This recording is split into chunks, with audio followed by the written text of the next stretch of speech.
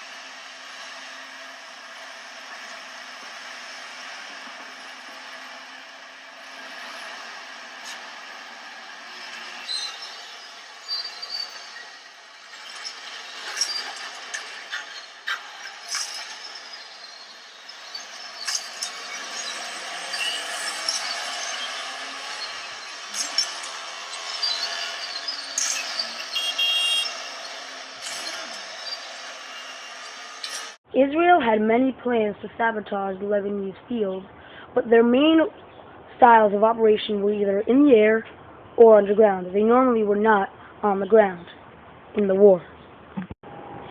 After that, the Israelis and Lebanese, Hezbollah, and the IDF kept firing at each other, and eventually the IDF had to meet for 2 whole days to decide what to do next.